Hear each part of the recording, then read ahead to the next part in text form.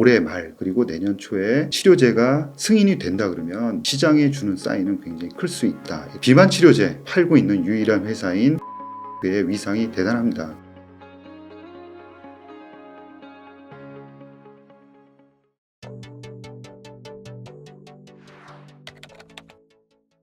지금 꿈틀꿈틀 거린다라고 말씀을 하셨는데, 이제 방향을 위로 이제 힘차게 잡고 올라가야 되는데, 아직까지는 그렇게 방향을 잡지 못하고, 약간 지지부진한 흐름. 올해 전체적으로 보면 그런 흐름인데요.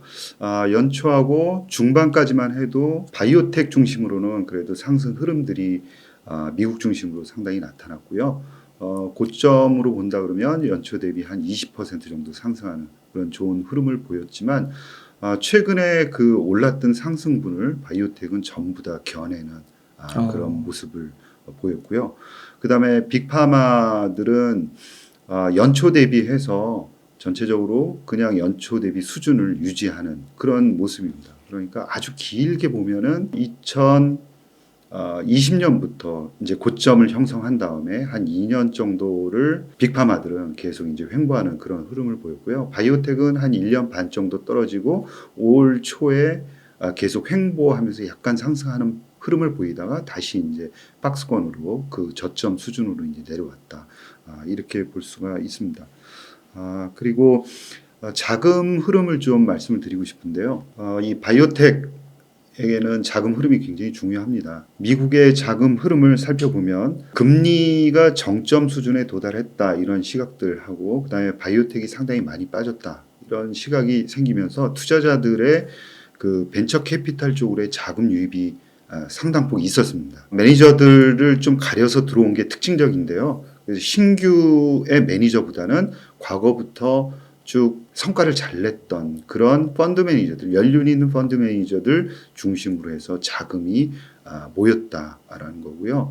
자금 유입 규모를 보면 2021년도에 가장 최고치를 경신을 했었는데요. 상반기만 보면은 2021년을 압도하는 그런 자금들이 모였습니다. 그러니까 작년에 급감을 했다가 올해는 다시 회복하는 그런 모습을 보였습니다. 그렇지만 이런 모인 자금을 매니저들이 쉽사리 이제 자금을 움직이지 않고 있습니다. 이제 꼭 쥐고 아주 명확한 사인이 나오기 전에는 투자를 하지 않겠다 이런 모습들을 보이고 있는 거죠. 그래서 자금은 풍부하게 모인 상황, 그러나 투자는 굉장히 위축되어 있는 그런 상황이다 이렇게 말씀을 드릴 수 있고요. 우리나라에서는 자금이 좀처럼 유입되지 않는 그런 모습들이 보이고 있습니다. 그래서 이제 벤처들의 자금 고갈이 상당히 심한 상황이고. 특히 이제 코스닥 업체들 중에서는 이제 자금 상황이 조금 개선된 다음에 자금 조달에 나서겠다 이렇게 하면서 조금씩 미뤘던 그런 회사들이 견디지를 못하고 주주 배정 유상증자에 나서는 그런 모습들을 많이 보이고 있습니다. 네, 명확한 사인을 기다린다는 거군요. 뭔가 그 전반적인 경제 분위기 거시지표 이런 걸 말하는 걸까요? 아니면은 뭐 기업의 중간 성과 뭐 이런 거를 말하는 걸까요? 아무래도 금리를 이제 보고 있는 것 같습니다. 그래서 금리 정점, 그 다음에 컨센서스, 그러니까 금리가 어느 시점부터는 하향할 가능성이 굉장히 높다라는 그런 컨센서스가 형성이 된다 그러면 과감하게 투자에 나설 가능성이 높다 이렇게 보고 있습니다. 네. 그런데 지금 보면은 이제 미국의 고금리 기조가 상당 기간 지속될 것이라고 많은 분들이 보시더라고요. 그러면 바이오 투자는 점점 더 지연되는 걸까요? 이제 제가 생각하는 결론은 금리 하락은 내년 2분기부터는 시작이 된다라고 보고는 있습니다. 그런 시각들은 이제 더 늦추거나 이러지는 않고 있는 상황인데요. 최근 미국 상황을 보면은 경제가 탄탄한 게 미국의 리쇼어링 정책에 의해서 각국의 주요 산업들, 아주 그 돈이 되는 산업들이 전부 다 미국에 가서 공장을 짓고 있기 때문에 건설 수요가 축소되지 않고 있습니다. 거기다가 고용도 굉장히 지표가 잘 나오고 있는 상황이죠. 그런데 그럼에 따라서 타 국가와 미국과의 그런 경기적인 괴리 이런 것들이 굉장히 크게 벌어져 있는 상황이고요. 이런 것들이 여러 가지 지표로 지금 나타나고 있습니다. 그런데 이런 상황이 계속되기는 상당히 힘들다라고 보고 있는 거고요. 최근에 보면은 물가가 높은 수준이긴 하지만 근원 물가 중심으로 해서는 조금씩 떨어지는 사인들이 충분히 보이고 있거든요. 그래서 월별로도 그런 사인들이 보이고 있습니다. 그래서 내년 2분기에는 금리가 하락하기 시작할 것이다라는 그런 생각을 가지고 있고요. 현재 그 금리 수준에서 추가적인 금리 인상을 하느냐 마느냐 이거는 큰 의미는 없다라고 보고 있습니다. 그래서 현재의 금리 수준은 정점 수준에 있는 것이 확실하다 이렇게 보고 있고 어느 시점부터 금리가 하락할 것이냐라는 컨센서스를 기다리고 있다라고 보고 있습니다. 네. 그래서 이제 정말로 그 금리의 정점이 좀 눈에 보이면서 이 바이오 섹터에 대한 관심이 네. 제가 느끼기에는 이제 점점 더 늘어나고 있는 것 같긴 하거든요. 네. 그래서 빅파마, 뭐 바이오텍 기업들 중에서 네. 대표님께서 보시기에 뭐 현재 저평가가 되어 있다거나 앞으로의 미래 성장성이 좋아 보이는 그런 기업들이 있을까요? 네. 그 미국 중심으로 이제 말씀을 드리면 가장 먼저 혁신적인 치료제를 이제 FDA 승인을 받을 것으로 기대되는 기업은 크리스퍼입니다. 그래서 12월 달에 겸상적혈구 치료제로 승인받을 가능성이 상당히 크고요. 내년에 또 베타 지중해성 빈혈 치료제로 승인받을 가능성이 큽니다. 그래서 이제 유전자 치료제 편집 치료제죠. 그래서 이 유전자 치료제가 제대로 하나 이제 나옴으로 인해서 여러 가지 그 빅파마에 주는 그런 의미들도 상당히 있을 거라고 생각하고요. 최근에 보면 유전자 치료제와 관련한 아주 혁신적인 치료제들의 임상 진행이 상당히 더디고 있습니다. 이것은 이제 FDA에서 조금 더 까다롭게 그런 안전성 문제를 보고 있기 때문이다 이렇게 볼 수 있는데요. 점차적으로 인텔리아의 임상 진행 현황이라든가 크리스퍼 테라퓨틱스의 임상 진행 현황을 보더라도 조금씩 진전이 있거든요. 그래서 만약에 올해 말 그리고 내년 초에 그 치료제가 승인이 된다 그러면 시장에 주는 사인은 굉장히 클 수 있다 이렇게 보고 있고요. 빅파마를 본다 그러면 최근에 그 비만 치료제 팔고 있는 유일한 회사인 노보노디스크의 위상이 대단합니다. 그다음에 일라이 릴리 이 두 회사가 저도 이제 가끔 말씀을 드리고 근데 이제 최근 2년 동안 주가가 꾸준하게 상승을 해 왔었죠. 그래서 조정을 받을 때 관심을 보이면 좋겠다라는 말씀을 드렸었는데 최근에 많은 변화들이 있습니다. 그래서 적응증 을 확대하는 그런 움직임들이 있기 때문에 꾸준히 관심이 필요하다 이렇게 보고 있고요. 최근에 또 암젠이라는 빅파마는 허라이전이라는 회사를 인수함에 있어서 미국 공정거래위원회하고 상당히 내용이 심했었습니다. 대립이 심했었습니다. 이게 그 허라이전이라는 회사가 그 앙금병증 치료제라는 테페자라는 그 중요한 치료제, 독점력이 강한 치료제를 들고 있고 또 크리스텍사라는 통풍 치료제까지 가지고 있거든요. 그래서 암젠이 인수한다 그러면 이 독점력이 강한 두 치료제까지 가져오면서 시장에 끼워 팔기를 할 거다. 중요한 두 독점력 있는 치료제를 팔면서 다른 치료제까지 다 끼워 팔기 할 거다. 네.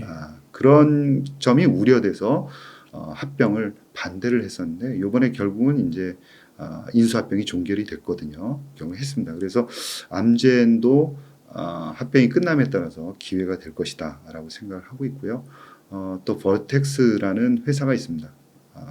낭성 섬유증이라는 아주 그 희귀 질환인데 전 세계에서 거의 90% 이상 독점하고 있는 이 시장을 독점하고 있는 그런 회사입니다. 그래서 향후에 거의 이제 그 성장성이 상당히 그 확보되어 있는 그런 회사이기 때문에 꾸준하게 향후에 가져가셔도 무리가 없다 이렇게 보고 있고요.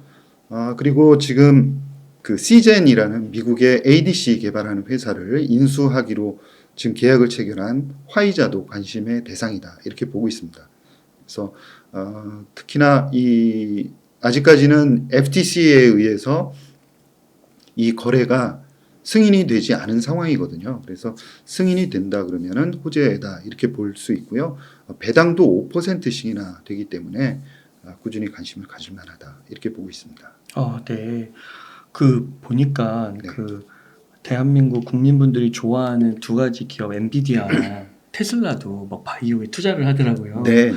그래서 엔비디아 같은 경우는 리커전 네. 회사에 또 투자를 했잖아요. 네. 이런 기업들은 좀 어떻게 보세요? 이 사업 구조를 여러분들이 잘 보셔야 됩니다. 그래서 우리나라 업체들 중에서 시가총액이 크게 늘어날 수 있는 그런 회사들, AI 관련한 회사들이다 그러면은 아무래도 확장성이 큰 장점을 가지고 있지 않습니까? 그래서 그 확장성을 보다 유리하게 가져가려고 그러면 해외 진출 가능성이 있어야 됩니다. 네. 그리고 실질적으로 해외 진출을 해야 되는데 해외 진출이라는 것은 해외 빅파마하고의 그런 협업, 그러면서 대규모 그런 선급금을 받는 그런 이제 해외로의 진출 현황을 보여줘야 되거든요. 그런 측면에서 해외 기업들, 특히 이제 말씀하신 리커전이라든가 또 슈레딩거라든가 엑센시아 이런 회사들이 이제 잘 하고 있지만 그런 회사들도 아직까지도 이익을 내기 굉장히 어려운 구조로 되어 있습니다. 그래서 그런 점들을 좀 참조하셔서 국내 업체들이라 그러면은 조금 더 해외 진출을 실질적으로 이뤄내는 그런 업체들의 관심을 가질 필요가 있다라는 말씀을 드리고 싶습니다. 네. 그러시군요. 그래서 크리스퍼 기술 네, 그쪽을 조금 더 눈여겨 보시는 거네요. 네, 그 맞습니다. 바이오텍 중에서는요. 네, 그렇습니다. 네. 그러면은 그 빅파마 한번 여쭤보고 싶은데 요즘 진짜 미디어에 이 당뇨와 비만 치료제로 일라이릴리 노보노디스크가 계속 언급이 되더라고요. 네, 그래서 이 상승세가 앞으로도 계속될 것이라고 예상하시나요? 지금 업계에서 어떻게 보면 조용한 난리가 났습니다. 네. 왜냐하면 먼저 이 위고비 때문에 다이어트 업체들이 구조조정을 다 했거든요. 네.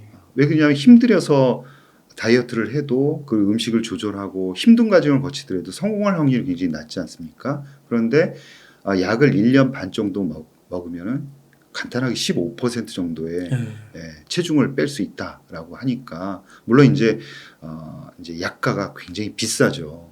그래서 이제 그럼에도 불구하고 이제 치료 효과가 뛰어나다라는 점 때문에 다이어트 업체들이 구조조정을 했는데 이번에 또 며칠 전에 발표한 거 보면 미국의 소매 판매 업체 중에 최대 업체인 월마트가 위고비를 치료받고 있는 즉 GLP-1 계열의 약물을 복용하고 있는 그 사람들 구매자가 와서 그 장바구니에 담는 그런 물건들이 점점 적어지고 있다라는 그런 데이터를 발표를 했습니다. 네. 그래서 물건 가지수도 줄어들거냐 칼로리가 확 줄고 있다. 그래서 아직까지는 단정적으로 얘기할 수는 없지만 패턴의 변화가 있는 것은 맞는 것 같다라는 이야기를 했거든요. 그게 식욕 부진 같은 건가요? 그렇습니다. 그러니까 음식을 먹고 싶지 않게 포만감을 주는 거거든요. 덜 먹어도 포만감을 주기 때문에 음식을 먹지 않는 거죠. 그러다 보니까 우리가 이제 그 피자라든가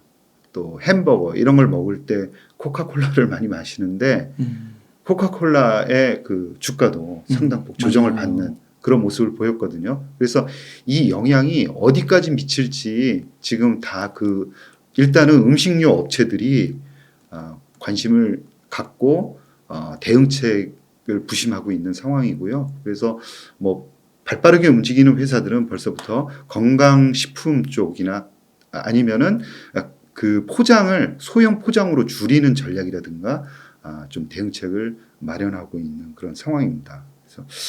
그리고 또 한 가지는 이제 비만 치료제, 이 위고비와 같은 GLP-1 계열 약물들의 지금 그 적응증 확장이 대단히 눈에 띄는데요. 며칠 전에 신장 치료제로도 승인받을 가능성이 대단히 높아졌다. 이런 기사가 나왔습니다. 네. 그래서 임상 3상을 진행하고 있었는데 그 안에 IDMC 즉 독립적인 데이터 모니터링 위원회가 임상을 중단해도 좋다. 즉 치료 효과가 굉장히 뛰어나니 임상을 중단하고 그 데이터로 신약 승인을 신청해도 좋을 것 같다라는 이야기를 했거든요. 물론 이제 내년에 그 데이터는 발표할 것 같습니다.